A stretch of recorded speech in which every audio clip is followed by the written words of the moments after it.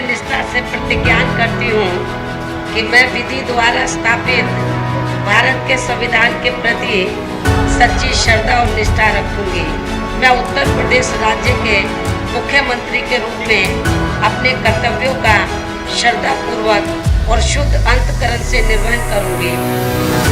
ये दलित समाज उसी रास्ते पर आ जाए। वो जो मोची का काम करता है, मोची का काम ही करे। दुनिया के अंदर किसी का बेस बोर्ड सबसे ज़्यादा मजबूत है तो मायावती का बेस बोर्ड है।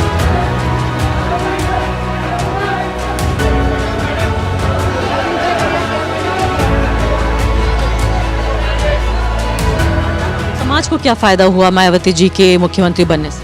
अरे ये फ़ायदा नहीं, ये तो हमें ही बहुत फ़ायदा कि भाई हमारे समाज की बेटी जो है मुख्यमंत्री बन गई, बहुत बड़ी बात है। तो समाज होता है, उन्होंने हमारी अहमियत समझी, हमने उनकी अहमियत समझी।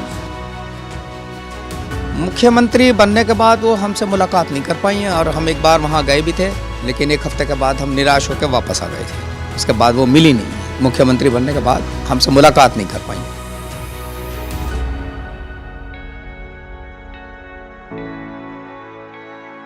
नमस्कार, द वायर में आपका स्वागत है। मैं हूं आरफा खानम शेरवानी। आप हैरान होंगे कि मैं यहां किस बुग्गी पे खड़ी हुई हूं। कोई मामूली चीज़ नहीं है। यहां पर बिजनौर में हम मौजूद हैं। हम मायावती के राजनीतिक सफ़र को तलाश करने यहां पहुंचे हैं, क्योंकि इस पूरे चुनाव में जो हमें बताया जा रहा है कि पूरी तरीके से ध्रुवीकरण है राजनीतिक, यानी दो पक्ष नज़र आ रहे हैं। एक तरफ SP-RLD गठबंधन है तो दूसरी तरफ भाजपा है। लेकिन हम यहाँ तीसरे पक्ष को देखने आए हैं, वो है मायावती और मायावती की पार्टी बहुजन समाज पार्टी। तो बहुजन समाज पार्टी BSP का जो पूरा सफ़र है वो 80 के दशक में उसकी शुरुआत हुई। और ये बुग्गी का पहले आपको इतिहास बताती हूँ मैं कि मुझे बताया गया, स्थानीय लोगों ने बताया कि मायावती 27 साल की एक लड़की थी और उसके बाद जब उन्होंने राजनीति के बारे में सोचा तो वो जहाँ जहाँ रुक जाया करती थी, इसी तरह की बुग्गी पे खड़े होकर वो महफिलें सजाया करती थी और वहीं आसपास लोग जमा हो जाया करते थे और वो भाषण देने लगती थी। उनके भाषण बड़े ही शार्प हुआ करते थे, काफ़ी तीखे भाषण होते थे, भड़काऊ भी होते थे। और यही वजह थी कि एक छोटी उम्र की लड़की अचानक पॉपुलर होने लगी। 1985 का चुनाव तो उन्होंने नहीं जीता, लेकिन उसके बाद वो सांसद बनी उसके कुछ साल बाद 1989 में। और आखिरकार 1985 के बाद 1995 में वो भारत के सबसे बड़े प्रांत की मुख्यमंत्री बनी।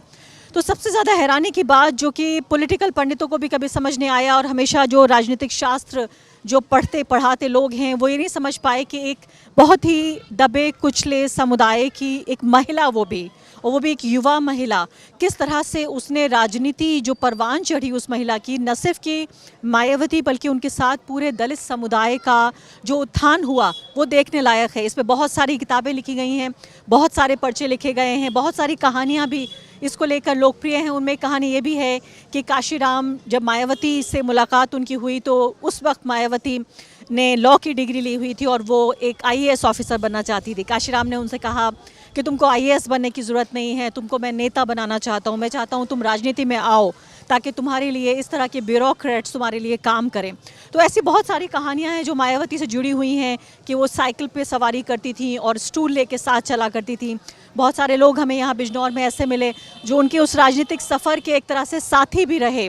तो अगले कुछ मिनटों में हम आपको बताएंगे मायावती होने के मायने क्या हैं, कैसे बनी मायावती एक 27 साल की लड़की से, दलित समुदाय से आने वाली एक लड़की से, एक सबसे बड़े प्रांत की मुख्यमंत्री, जिसको एक भावी प्रधानमंत्री के तौर पे भी देखा गया कि अगर राजनीति और ज़्यादा बेहतर हो सकती है तो क्यों नहीं एक दलित की बेटी प्रधानमंत्री बन सकती है। लेकिन उसके उन चढ़ाव के बाद जो उनका उस उतार एक तरह से देखा जा रहा है इस चुनाव में, ख़ासकर जो कि 2022 का विधानसभा चुनाव है उत्तर प्रदेश का, उसमें सबकी नज़र ये है कि मायावती का अगला दाव क्या होगा, मायावती किसके साथ हैं, उनको कितनी सीटें मिलेंगी, क्या वो किंग मेकर की भूमिका निभाएंगी। इन तमाम सवालों की पड़ताल करेंगे हम अगले कुछ मिनटों में।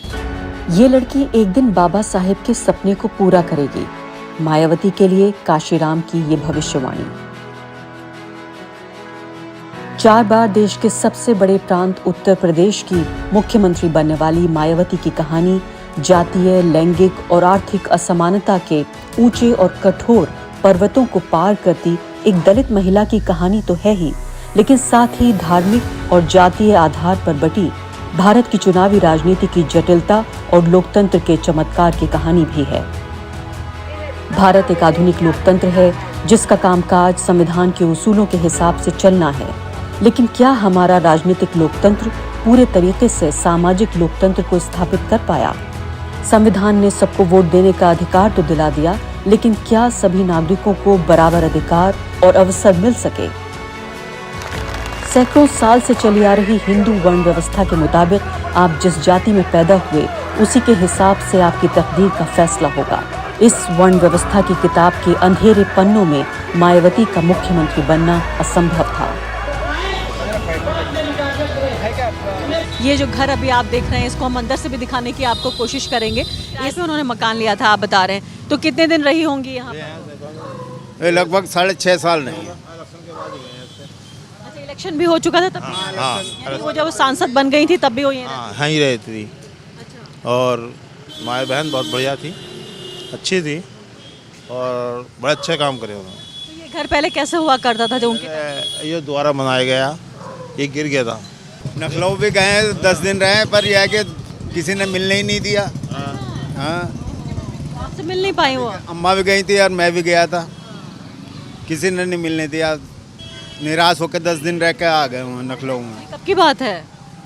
ये मुख्यमंत्री बन गई थी? हाँ, मुख्यमंत्री बन गई थी 1990 में के बाद ही गए थे। ये तो दुख की बात है कि यहाँ इस घर में रही हो, फिर आप मिलना चाह रहे थे और नहीं मिलने दिया। मिलने नहीं दिया किसी ने भी। तो मुझे उम्मीद है मायावती जी इनको सुन रही हैं और ये देख रही हैं कार्यक्रम। कम से कम उनके कुछ कार्यकर्ता या उनके जो सहयोगी हैं वो बताएं कि कितना मिलना चाहते हैं। वीर सिंह जी नाम बताया। हाँ, वीर सिंह नाम है। वीर सिंह जी जो हैं वो मिलना चाहते हैं अभी भी मायावती जी से और कहानियाँ बता के। देखिए उनकी आंख में आंसू भी आ रहा है, वो सोचते हुए कि इतनी बड़ी शख्सियत यहाँ रह के आई और एक तरह से ऐतिहासिक है। कोई बहुत शानदार महल नहीं है, लेकिन ये एक ऐतिहासिक जगह है कि देश की बेटी जिन्हें कहा गया, एक ऐसे समुदाय से आने वाली महिला जो कि बहुत ही निचला तबका जिसे कहा गया, वो व्यक्ति देश के इतने बड़े ऊंचे पद पर पहुंचा और यहाँ से उसने अपने राजनीतिक सफ़र की शुरुआत की।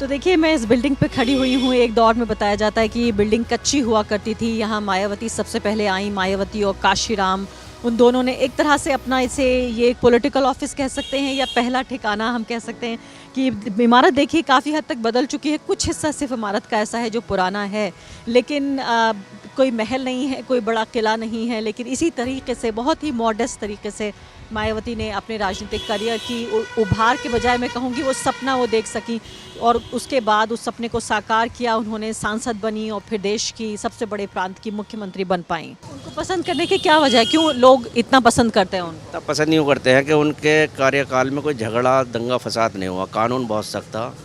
अधिकारी जो है टाइम से अपने जो है ड्यूटी पे जाते थे। 9 बजे का टाइम था तो 8 बजे चले जाते थे। पुलिस प्रशासन भी बहुत सख्त था। मतलब भाईचारा काफ़ी रहा उनके उसमें। जब तक वो मुख्यमंत्री रही तो पुलिस प्रशासन भी अपना काम सही करते थे, कोई रिश्वत वगैरह नहीं, तो इसलिए उन्हें ज़्यादा पसंद करते थे।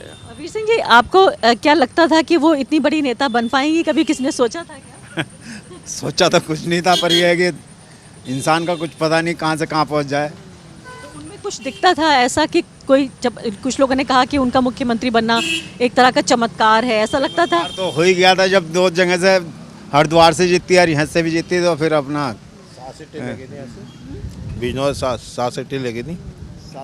7 सीटें इनकी थी जब वो मुख्यमंत्री बनी थी। हाँ जी, जो उसी कार्यकाल में वो मुख्यमंत्री बनी। इन सीटों से ही वे कामयाब हुई हैं। उनके कार्यकाल में बहुत बढ़िया रहा। अधिकारी भी तब कह रहे हैं। लेकिन ये है कि उन्होंने एक तरफा देखा।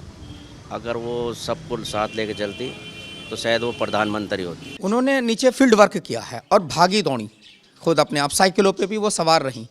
एक इस्लामुद्दीन भट्टे वाले हैं, उनकी साइकिल पे भी वो साथ साथ बैठ कर, मास्टर जगराम जी हैं उनके साथ रहती थी, बाबू दिनेश जी हैं उनके साथ साथ। उन्होंने फुटवर्क मीन्स पैदल चल के सब में मेहनत करी है और ये देखा है नीचे से ज़मीन से कि कैसे ऊपर उठते हैं। एक तो ऊपर से ही मिल जाती है जो विलादत में मिलती है, किसी के पापा से मिल गई, किसी के कहीं से मिल गई। उन्होंने खुद अपनी आप मेहनत से, ज़मीनी मेहनत करके तब ये दर्जा हासिल करा है। इसलिए वो सब अच्छी तरह से वाकिफ़ हैं और मेहनत भी करी उन्होंने। और मुख्यमंत्री बनने के बाद क्या उनके अंदर बदलाव आपने देखे जो आपने नोटिस किए?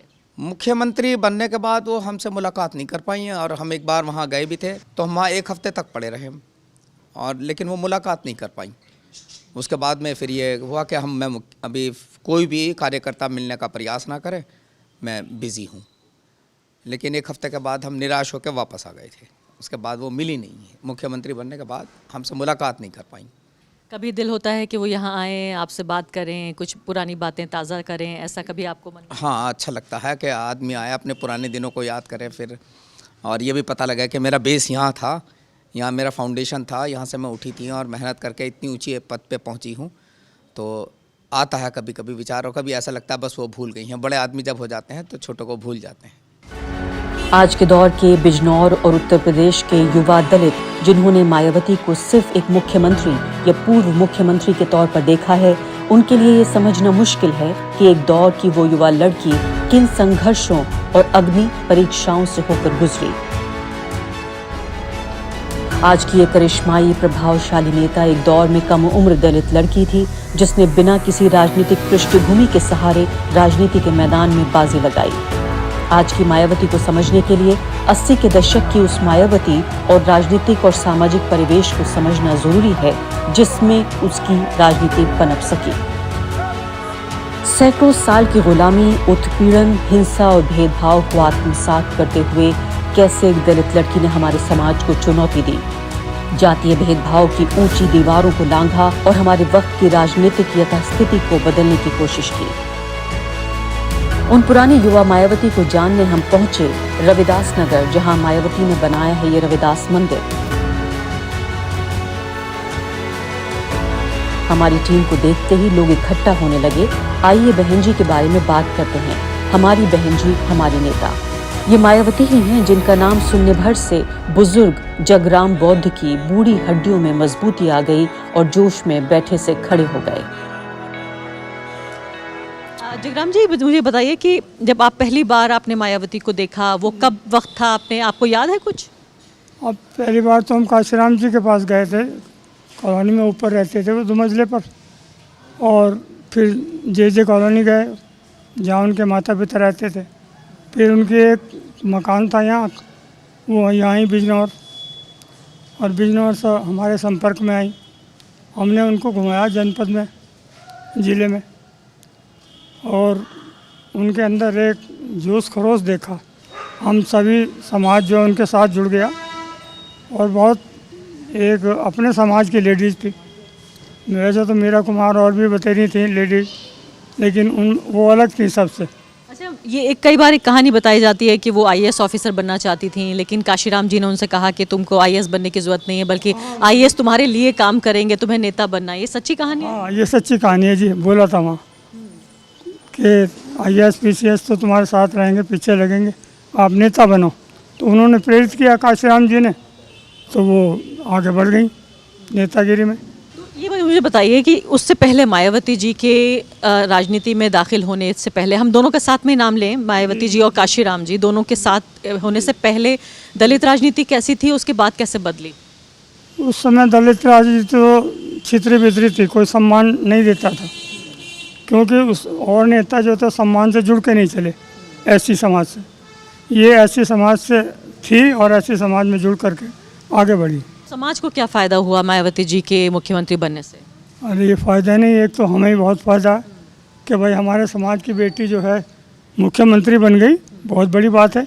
अभी आप कैसे देखते हैं मायावती जी को? अब ऐसा लग रहा है कि उनके राजनीतिक करियर का एक तरह से उतार हो रहा है, अभी किसी को अंदाज़ा ही नहीं है कि कितनी सीटें उनकी आ पाएं। देखिए, उतार तो और चढ़ा तो होता रहता है, सभी का होता है, उनका ही क्या।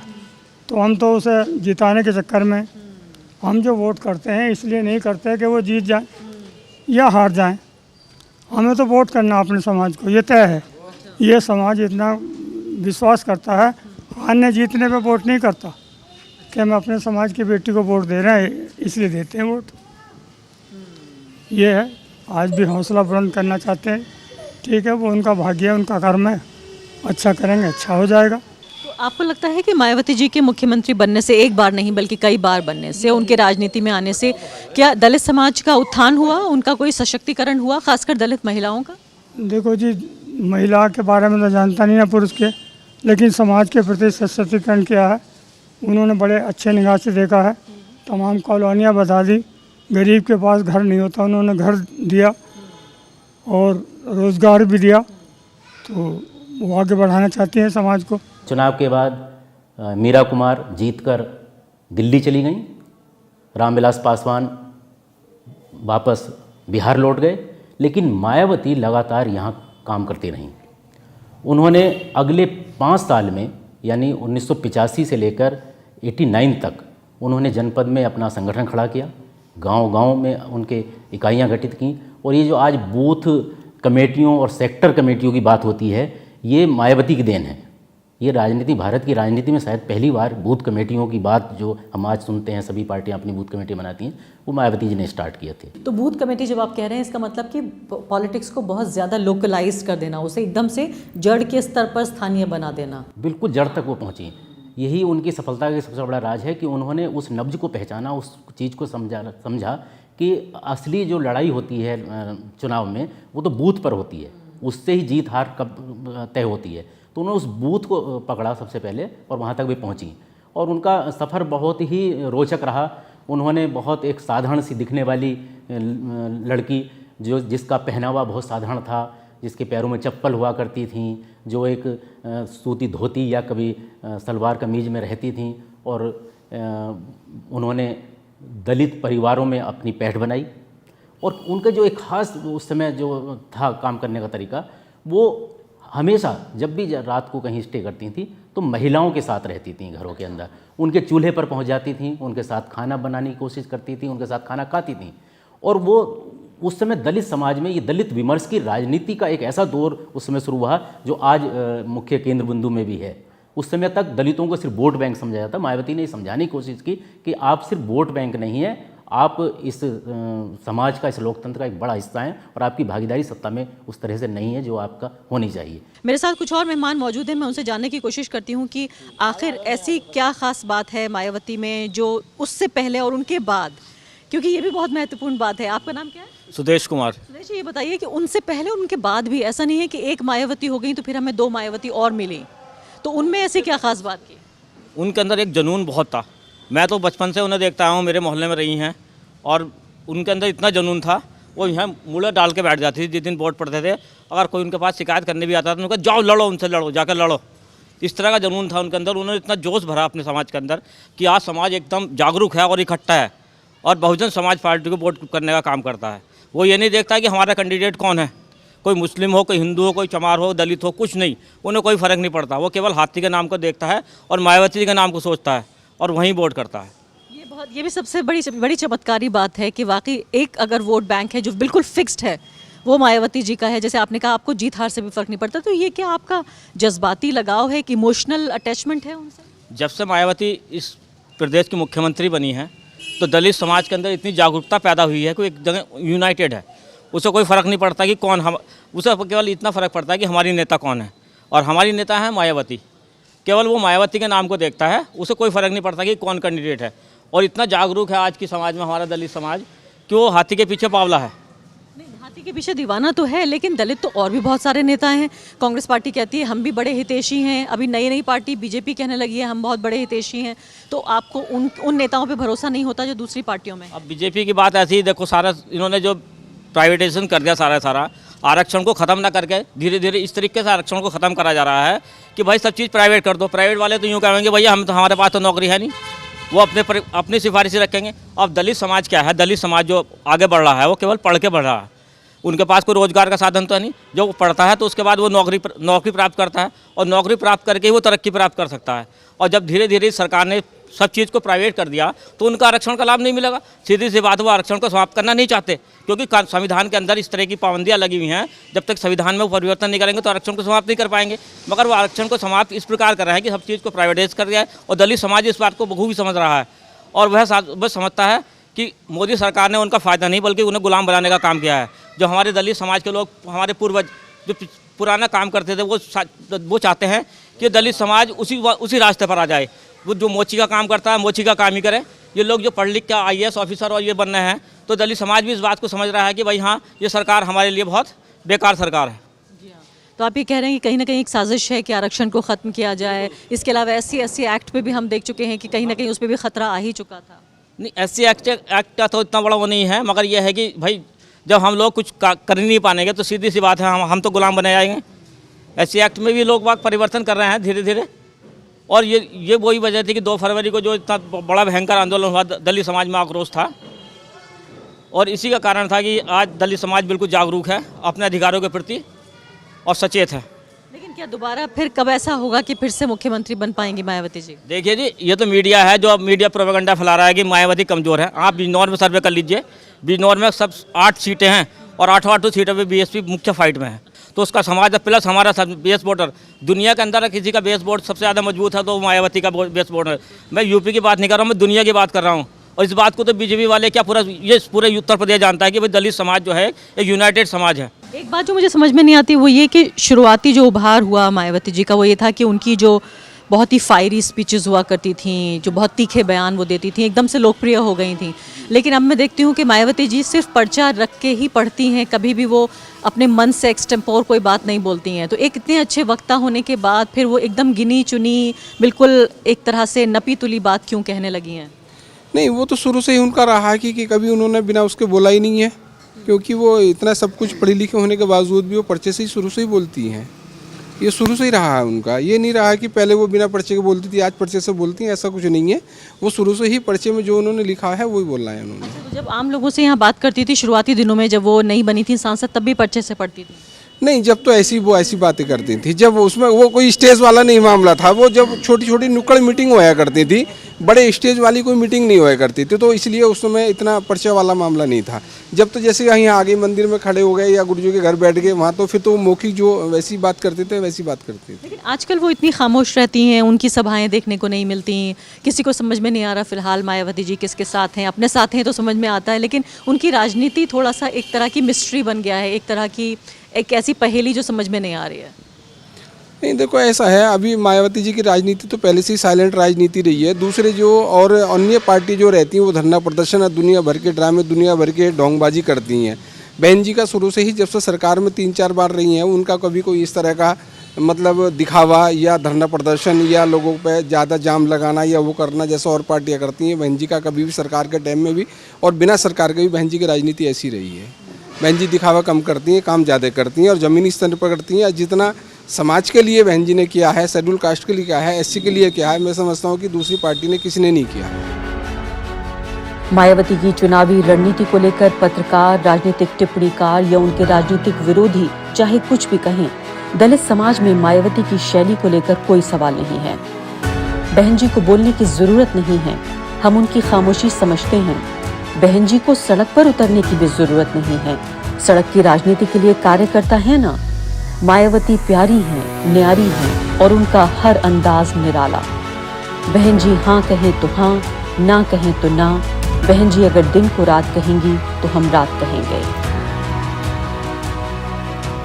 मायावती की कामयाबी को सिर्फ जातिवादी राजनीति कहकर निरस्त करने वाला अपर कास्ट मिडिल क्लास या उनके जरिए बनाई गई अपनी खुद की और दलित महापुरुषों की मूर्तियों पर बवाल करने वाला मीडिया कभी नहीं समझ सकता कि मायावती ने दलित समाज को आखिर क्या दिया। मायावती को लेकर ये भक्ति बिला वजह नहीं है। उन्होंने दलित समाज को वो गरिमा और आत्मसम्मान दिलाया जिसका वादा भारत का संविधान करता है, जिसका सपना पहले भीमराव अंबेडकर और फिर काशीराम ने देखा। लेकिन जिस सत्ता ने दलित की बेटी को राजनीतिक सशक्तिकरण का प्रतीक बना दिया, वही सत्ता आखिर क्यों आज उनके उतार की इबारत लिख रही है। तो काशीराम जी का होना ज़रूरी था एक मायावती बनने के लिए, और एक मायावती का होना ज़रूरी था काशीराम का सपना पूरा करने के लिए, क्या ये कहना सही है? नहीं, बिल्कुल दोनों एक दूसरे पूरक हैं। अगर जो ये मिशन है वो तो काशीराम जी का ही है। जो दलित विमर्श उन्होंने आरंभ किया वो काशीराम का है, लेकिन उस विमर्श को आगे बढ़ाने में, उस आंदोलन को और मिशन को आगे बढ़ाने में मायावती का बहुत बड़ा योगदान है और उन दोनों ने मिलकर उस मिशन को बचाया। ये सामाजिक आंदोलन से ही राजनीतिक उसमें बदला, ये था ही सामाजिक। काशीराम ने बहुत सोच समझकर इस आंदोलन को शुरू किया था और वो कहते भी थे कि उनका मकसद राजनीति या सत्ता नहीं है, उनका मकसद दलितों को आगे लाना, दलितों को उनके हक और इंसाफ के लिए उनको खड़ा करना और उनको संघर्ष के लिए तैयार करना। ये उनका वो था। हालांकि बाद में परिस्थितियां बदली और वो सब दूसरी चीज़ें, राजनीति भी आती गई और सत्ता तो भी। उत्तर प्रदेश में शायद ही कोई ऐसी बड़ी राजनीतिक पार्टी है जिसके साथ गठबंधन नहीं हुआ मायावती जी का, लेकिन ऐसे में चूंकि भाजपा के लिए बार बार ये कहा जाता रहा कि ब्राह्मणवादी पार्टी है, और दलितों में जो विमर्श है वो ये कि वो एक तरह से ऑपरेसर हैं, वो उत्पीड़न करते हैं, तो उत्पीड़न करने वाले और जिनका उत्पीड़न हो रहा है वो कैसे साथ आए, और इसको दलितों ने कैसे देखा, इसको अपर कास्ट के लोगों ने कैसे देखा जब ये भाजपा और बसपा का मिलन हुआ? देखिए, खुद खांसी राम जी ने अपने कई भाषणों में और साक्षात्कार में कई बार उन्होंने कहा कि हम राजनीति में अवसर पैदा करते हैं और उन अवसर का लाभ उठाते हैं। उन्होंने खुलकर ये बात कही। उनका मकसद था किसी तरह से हम सत्ता में भागीदारी हमारी होनी चाहिए, दलितों की होनी चाहिए। और दलितों को इस बात का बड़ा गुमान रहा कि हम आज सत्ता के मुख्य केंद्र में हैं, सत्ता हमारे हाथों में है, हमारे समाज की एक महिला देश के सबसे बड़े सूबे की मुख्यमंत्री है। ये उन्होंने इसमें इस बड़ा बढ़ा। लेकिन आप ये देखिए कि जिस मनुवाद के विरुद्ध कांसी राम जी ने बहुजन समाज पार्टी की स्थापना की थी और ये दलित आंदोलन शुरू किया था, उस मनुवाद के ही चक्कर में आज मायावती जी का ये हश्र है कि वो एक हाशिए पर हैं लगभग। उसी के कारण कि ख़ास तौर से जब 2007 में बहुजन समाज पार्टी को पूर्ण बहुमत मिला और पूर्ण बहुमत की सरकार पहली बार बनी और उन्होंने सत्ता के लिए समझौता किया और नारा जो सर्वजन सुखाय सर्वजन हिताय का नारा लगा और उससे बढ़कर लगा जी ब्राह्मण संघ बजाएगा, हाथी बढ़ता जाएगा। जिस मनुवाद के खिलाफ कांसीराम लड़ते रहे, मायावती लड़ती रही, जब उन्होंने उसी मनुवाद से समझौता किया और सत्ता के लिए समझौता किया। फिलहाल अनगिनत भ्रष्टाचार के आरोपों से घिरी मायावती को हमेशा सत्ता में बने रहने का लोभ और अपने ही सिद्धांतों से समझौता उनको यहाँ ले आया है।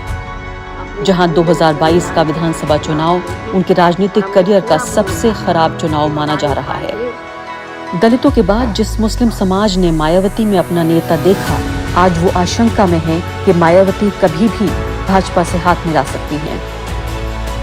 1985 में अपना पहला चुनाव हार कर भी नेता बन जाने वाली मायावती के लिए अब लगभग 4 दशक बाद 2022 का चुनाव ये तय करेगा कि उनका और दलित राजनीति का भविष्य क्या होगा। ये बहुजन समाज पार्टी और मायावती का सबसे खराब दौर है और बिल्कुल ढलान पर है। एक तो मायावती जी ने अपनी दूसरी लाइन को तैयार नहीं की कि उनके बाद कौन होगा। एक वैक्यूम बड़ा सा बन गया है पार्टी में और मुझे लगता है ये बिल्कुल ढलान की राजनीति है और इसमें कोई परिस्थितियों कोई उतार चढ़ाव आ जाए तो एक अलग विषय है, लेकिन मुझे लगता है कि मायावती जी का ये चुनाव उनके राजनीतिक भविष्य को, उनकी दशा और दिशा को तय करने जा रहा है।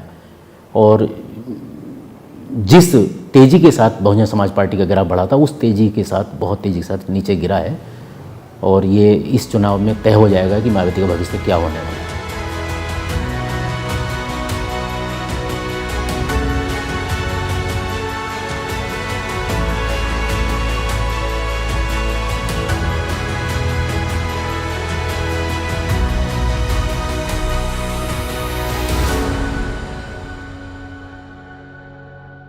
द वायर के और वीडियोस देखने के लिए सब्सक्राइब करें और बेल आइकन पर क्लिक करें। स्वतंत्र पत्रकारिता की आर्थिक मदद करने के लिए डिस्क्रिप्शन में दिए गए लिंक पर जाएं और अपनी राशि चुनें।